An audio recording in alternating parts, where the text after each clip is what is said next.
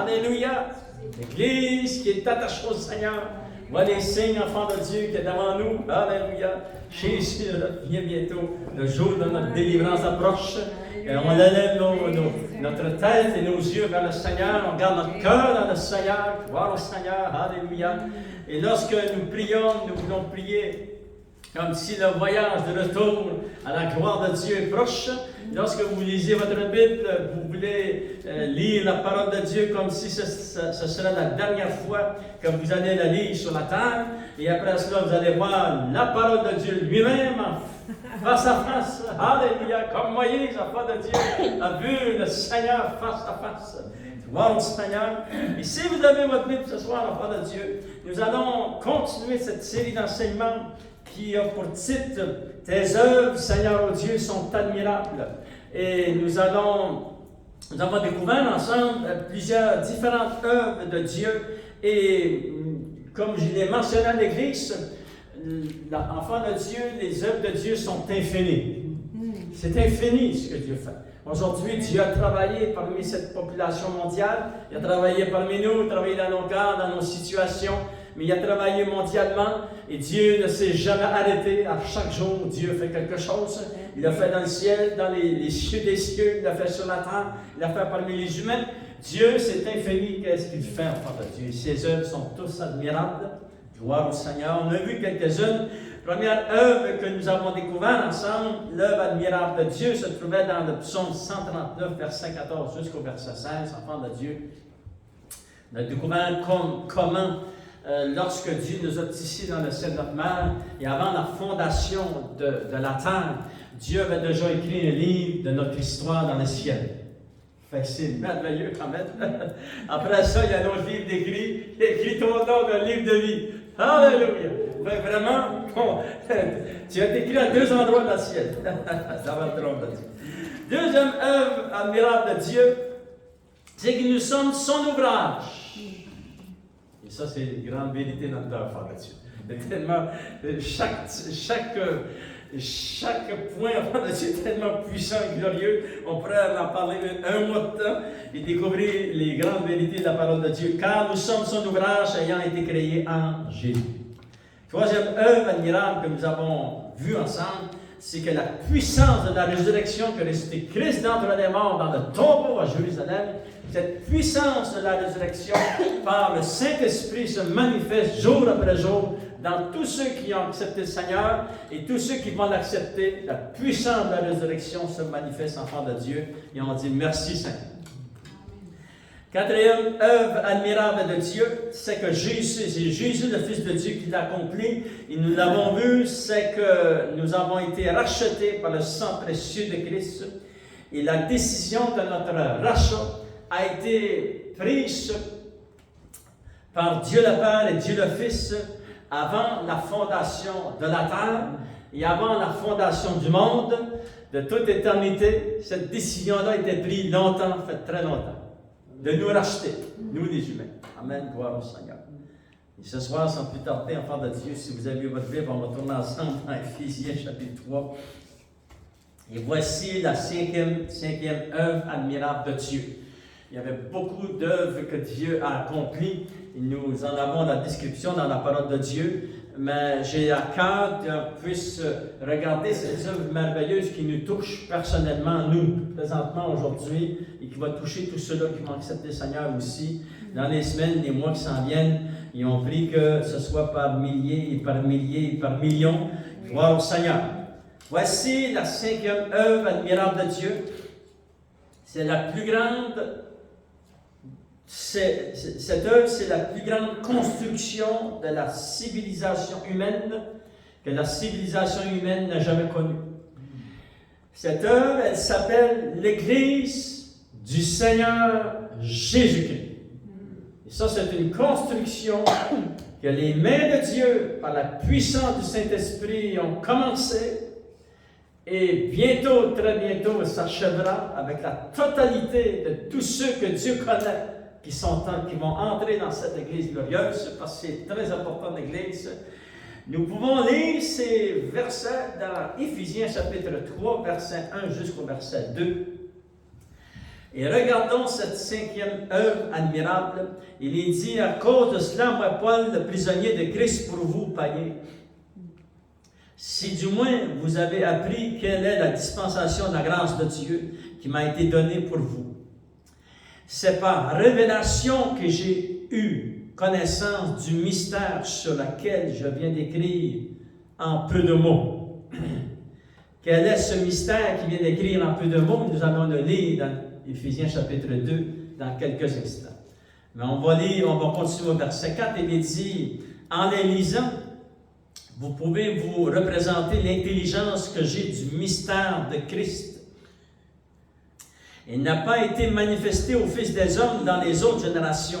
C'est-à-dire qu'il y avait un mystère dans le cœur de Christ et dans le cœur de Dieu le Père qui n'a pas été manifesté dans l'Ancien Testament aux autres générations avant que Jésus vienne et jusqu'aujourd'hui, jusqu'à nous, mon frère. Ça dit, il n'a pas été manifesté aux fils des hommes dans les autres générations comme il a été révélé. Comment avons-nous reçu cette... Dieu a-t-il déclaré ce mystère qui est caché dans son cœur, dans le cœur de Jésus? C'est qu'il a été révélé maintenant par l'Esprit. C'est le Saint-Esprit qui l'a révélé aux saints apôtres et aux prophètes de Christ. Ce mystère, c'est quoi? C'est que les païens sont co-héritiers. Parce que vous savez que dans la parole de Dieu, lorsque ça parle des païens, ça parle des gens qui ne sont pas juifs. Il y a les juifs, puis il y a toutes les autres. Et avant qu'on connaisse le Seigneur, la Bible nous dit qu'on est classé parmi les païens. Et là, ça dit ceci. Ce mystère, c'est quoi? C'est que les païens sont co-héritiers, formant un même corps, et participent à la même promesse en Jésus-Christ par l'Évangile. Donc, j'ai été fait ministre selon le don de la grâce de Dieu qui m'a été accordé par l'efficacité de sa puissance, à moi qui suis le moins de tous les saints. Cette grâce a été accordée d'annoncer aux païens les richesses incompréhensibles de Christ et de mettre en lumière quelle est la dispensation du mystère caché de tout temps en Dieu. Dieu s'était caché en lui, il ne l'a jamais révélé. Dans l'Ancien Testament, vous ne le trouverez pas. Il fallait que Jésus naisse, commence son ministère, et c'est le Fils de Dieu qui lui a révélé ce mystère. On va le voir dans la parole de Dieu. Et ça dit de mettre en lumière quelle est la dispensation du mystère caché de tout temps en Dieu qui a créé toutes choses. Pourquoi ce mystère a été révélé? C'est afin que les dominations, les autorités dans les lieux célestes connaissent aujourd'hui par l'Église la sagesse infinie et variée de Dieu, selon le dessein éternel qu'il a mis à exécution par Jésus-Christ, notre Seigneur. C'est-à-dire le secret qu'il y avait dans son cœur, dans le cœur du Seigneur Jésus, dans le cœur de notre Dieu, notre Père. Le Père l'a mis à exécution. C'est en marche. Alléluia. Par qui? Par Jésus-Christ, il dit. Et verset 12, en lui, nous avons, par la foi en lui, restez en lui, la liberté de nous approcher de Dieu avec confiance. Alléluia. Seigneur, on te demande de bénir la parole de Dieu dans nos cœurs. On est excités de pouvoir lire les Saintes Écritures et on demande de nous les révéler au nom de Jésus. Nous t'avons prié. Amen. À lui soit la gloire. Cette grande œuvre admirable de Dieu, c'est cette grande construction avec laquelle Dieu construit, il utilise des humains. Il va faire d'eux une nouvelle créature. Alléluia. Et il est en train de bâtir son Église. Gloire au Seigneur. Quel est le mystère caché? Comme nous l'avons lu ici en de Dieu, quel était ce mystère caché et que maintenant nous a été révélé? Il était caché où? Il était caché dans le verset 9, ça dit du mystère caché de tout temps en Dieu. En Dieu le Père. Ce mystère caché était aussi en Jésus, ça dit, verset 4, en les lisant, vous pouvez vous représenter l'intelligence que j'ai du mystère de Christ, c'est-à-dire Le Père le savait et Jésus le savait. Alléluia. Quel est ce mystère? Le verset 6 nous donne vraiment un résumé de qu'est-ce que ce mystère. Le mystère caché en Dieu, ce mystère, verset 6, c'est que les païens sont co-héritiers, formant un même corps. Et ça, l'enfant de Dieu, c'est puissant. Et participant à la même promesse en Jésus-Christ par l'Évangile. Quel est ce mystère? C'est nous formons un seul corps en Jésus-Christ. Alléluia. Et j'aimerais vous dire que lorsque Jésus revient, nous allons former un seul corps avec lui. Alléluia. Nous serons unis éternellement à Christ. Tout cela a déjà commencé parce que tous ceux qui ont accepté le Seigneur Jésus, Jésus est venu dans leur cœur, c'est pour ça qu'il vient à nous. Il a fait dans notre corps la tente du Saint-Esprit, c'est merveilleux. Alléluia. Ce mystère nous a été révélé par le Saint-Esprit, gloire au Seigneur. Et ça, c'est très important aussi. Et l'apôtre Paul dit, c'est par révélation que j'ai eu connaissance du mystère sur lequel je viens d'écrire en peu de mots. Regardez, enfants de Dieu, dans Éphésiens chapitre 2, verset 11, il est dit, c'est pourquoi vous autrefois païens dans la chair. Ça, c'est nous, parle de nous. Parle de tous ceux qui ne sont pas juifs. Ça dit, enfants de Dieu, appelés incirconcis par ceux qui le sont, par la main de l'homme. Ça, c'est les juifs. C'est les coutumes, etc. Mais nous, qui étaient dans les nations, qui ne connaissaient pas le Seigneur, un jour, nous avons été sauvés. Il s'est dit, verset 12, souvenez-vous que vous étiez en ce temps-là sans Christ, privés du droit de citer en Israël, étrangers aux alliances de la promesse, sans espérance et sans Dieu dans le monde. Mais maintenant, en Jésus-Christ, vous qui étiez jadis éloignés, vous avez été rapprochés par le sang de Christ. Car il est notre paix, lui qui des deux n'en a fait qu'un, et qui a renversé le mur de séparation d'inimitié, ayant anéanti par sa chair la loi des ordonnances dans ses prescriptions, afin de créer en lui-même, avec les deux, c'est-à-dire les Juifs qui acceptent le Seigneur, parce qu'ici, les Juifs qui n'acceptent pas le Seigneur ne font pas partie de ceux que nous allons lire. Et les païens qui acceptent le Seigneur. Il faut naître de nouveau, il est dit dans la parole de Dieu.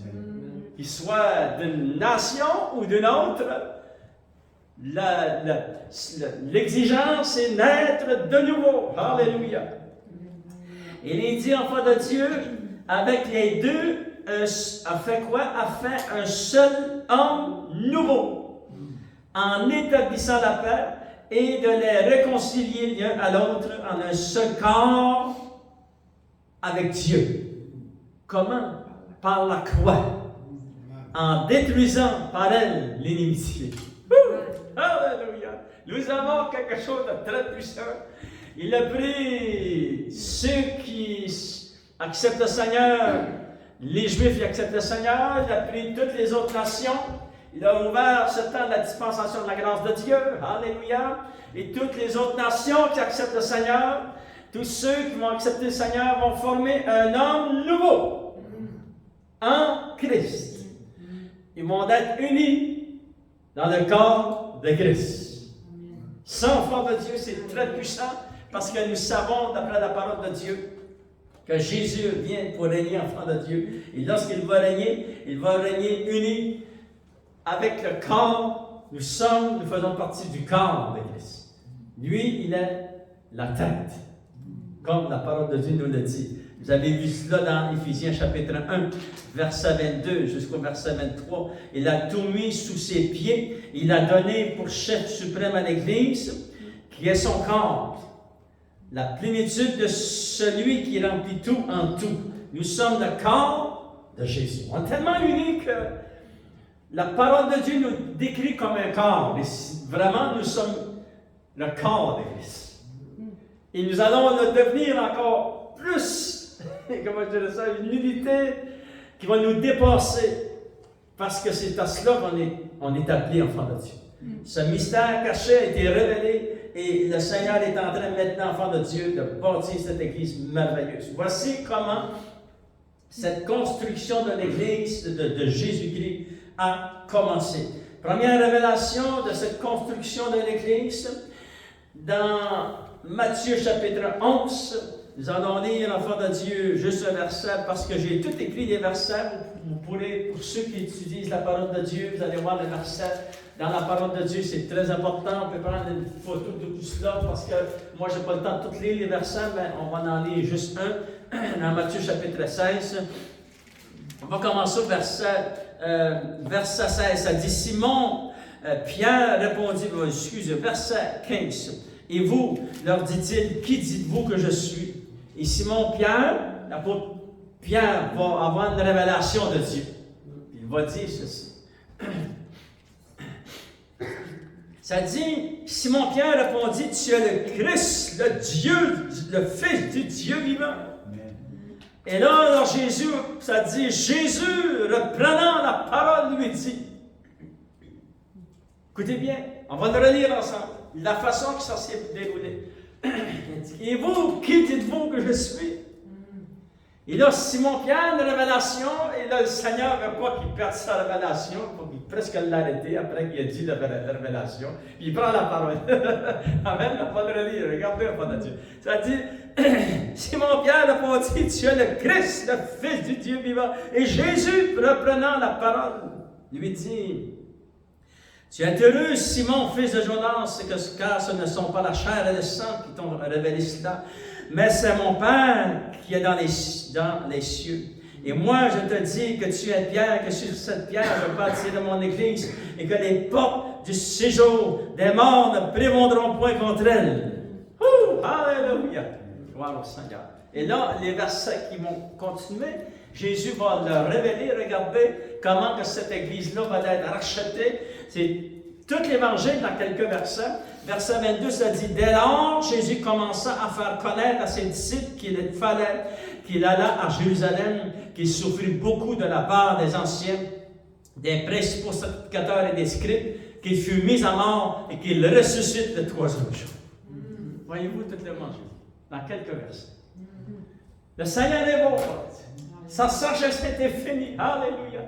Mais il a dit, je bâtirai mon Église. Et immédiatement, il roule cette parenthèse, disant à la face du diable, lui disant que les portes du séjour des morts ne prévaudront point contre elle, et il n'empêchera jamais l'Église d'avancer. C'est ça que le Seigneur est en train de lui dire. Alléluia, parce que c'est ça qu'il a fait toute sa vie, toutes les années, les générations, il a essayé d'empêcher l'Église. Il ne réussira jamais. Le Seigneur a dit, je bâtis mon Église. C'est-à-dire, enfant de Dieu, ça a été déclaré officiellement, Jésus, le Fils de Dieu, va déclarer, la première étape, c'est la déclaration du Fils de Dieu. C'est lui qui devait le dire, la déclaration, et non Pierre. Je bâtirai mon Église. C'est pour ça que ça dit, Jésus reprenant la parole, il lui dit. Amen, parce que voilà, ça s'est fait selon ce qui avait été décidé dans le calendrier de Dieu. Alléluia. L'Église, enfant de Dieu, est entrée dans cette construction puissante et tous ceux qui veulent faire partie de cette Église glorieuse doivent naître de nouveau, comme il est dit dans la parole de Dieu. Jésus l'avait dit, il faut que tu naisses de nouveau. Alléluia. Et comment rester dans l'Église? Rester en lui.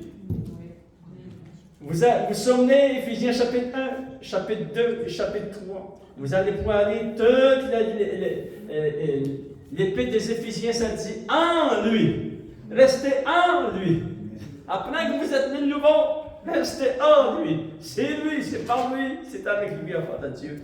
La première révélation de comment cette Église a été commencée, c'est la déclaration de Jésus qui sort de sa bouche. Et c'est comme une déclaration officielle, enfant de Dieu, divine et céleste. Alléluia, le Fils de Dieu déclare, je bâtirai mon Église. Deuxième révélation, cette Église qui continue à être construite, enfant de Dieu, est devenue un temple saint dans le Seigneur. Éphésiens chapitre 2, alléluia. C'est bon la parole de Dieu, amen. Éphésiens chapitre 2, verset 21, il dit ceci. Avant, nous ne connaissions pas le Seigneur, mais lorsqu'on l'a accepté dans notre cœur, verset 21, ça dit en lui, tout l'édifice bien coordonné s'élève pour être un temple saint dans le Seigneur. En lui, vous êtes aussi édifiés, vous êtes aussi édifiés pour être une habitation de Dieu en esprit. Le Saint-Esprit a fait toute la différence. Alléluia! Il a fait de notre corps le temple du Saint-Esprit. Alléluia!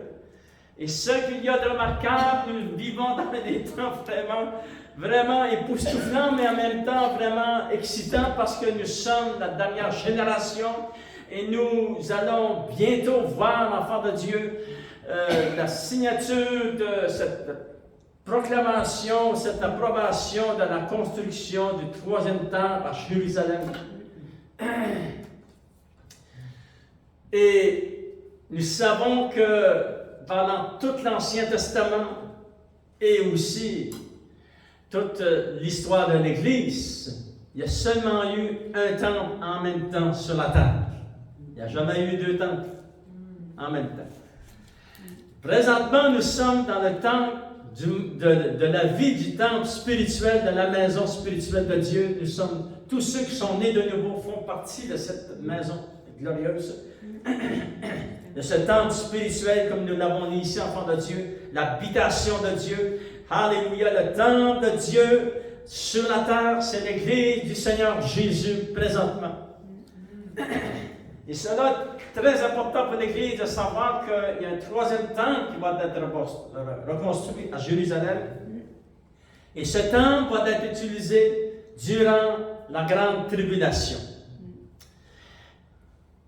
Et ça aussi, c'est un signe pour nous, parce que nous savons qu'il faut que le temple spirituel quitte et qu'il monte dans la rencontre du Seigneur. Et que ce temple, enfant de Dieu, probablement qu'on va, je ne suis pas certain si on va l'avoir construit, mais c'est très proche.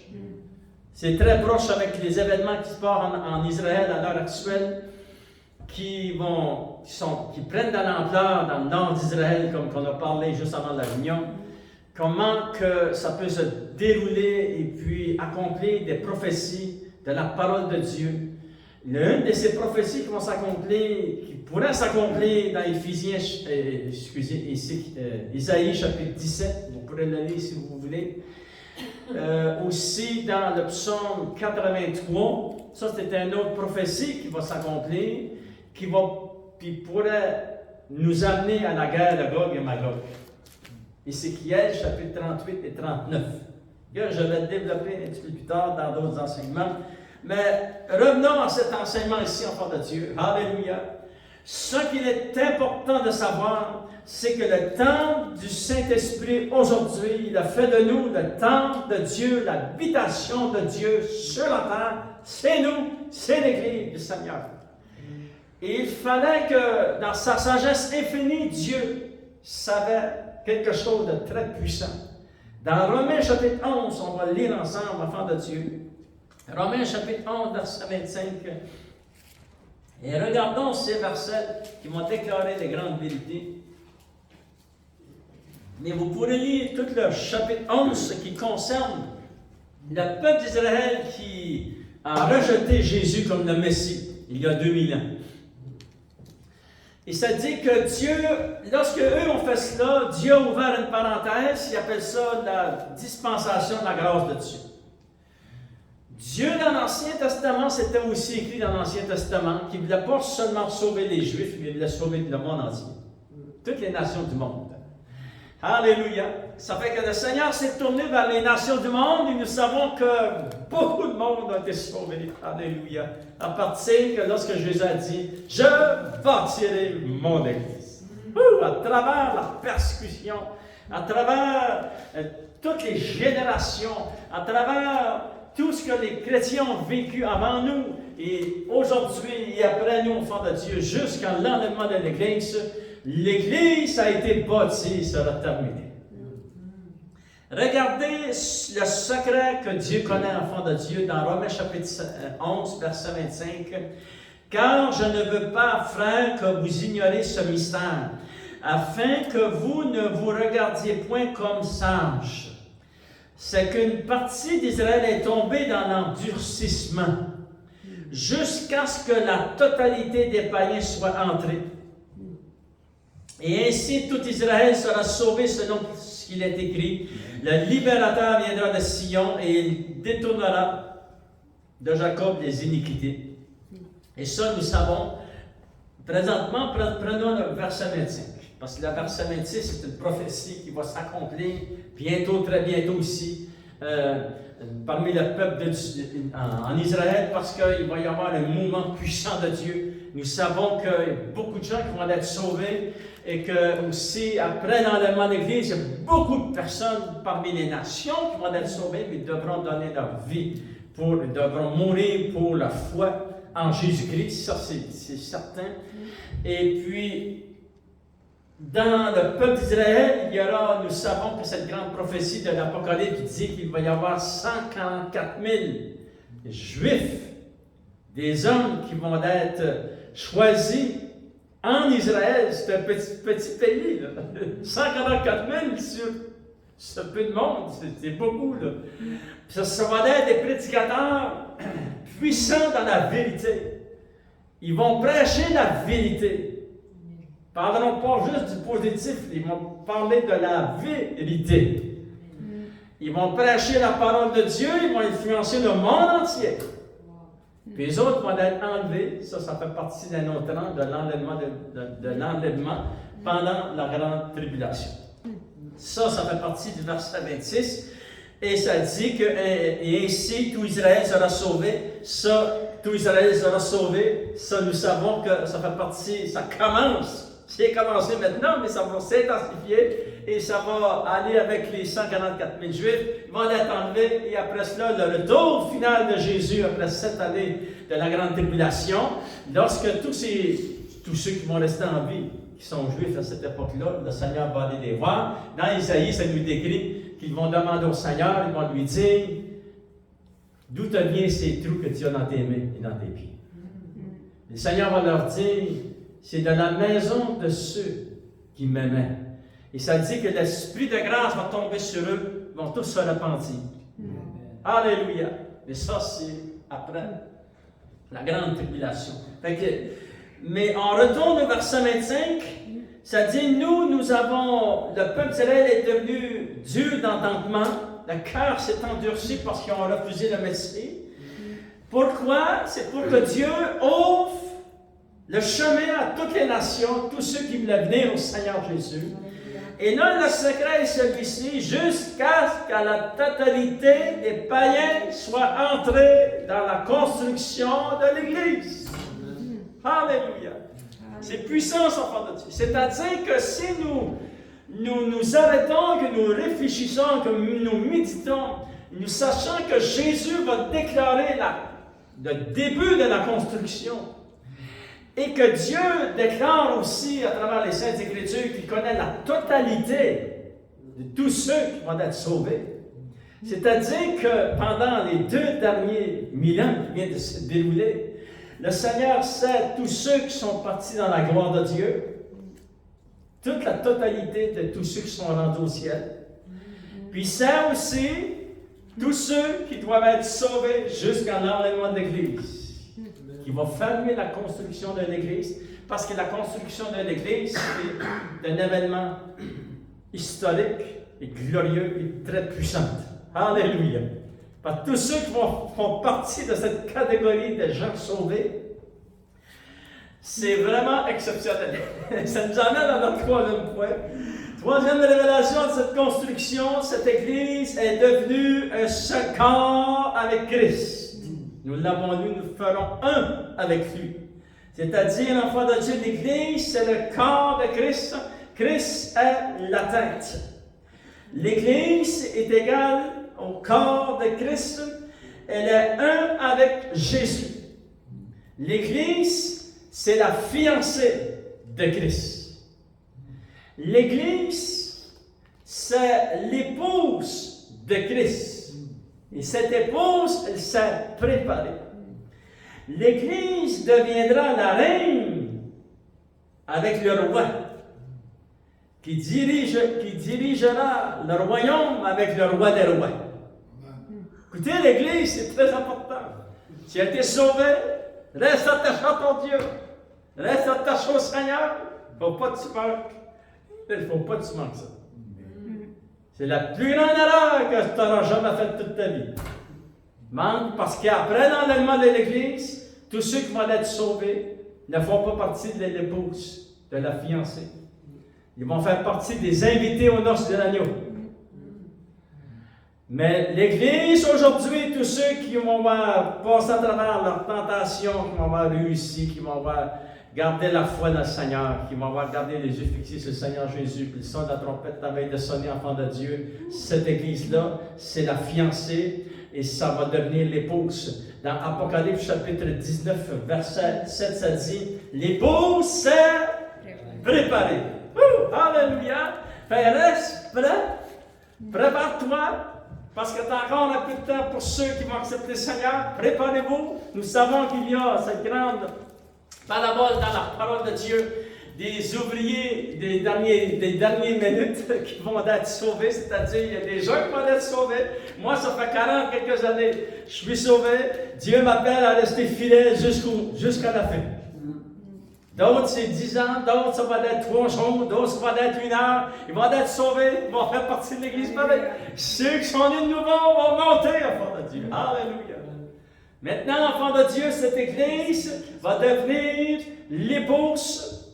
Et cette Église, qui est l'épouse, va devenir la reine. Ça, c'est écrit dans le psaume 45, on va le lire en terminant.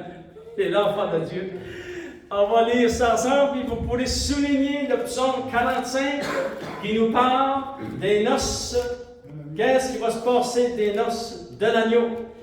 Soulignez ça, enfants de Dieu, dans le psaume 45. Vous pourrez le lire dans votre Bible. C'est très, très, très important.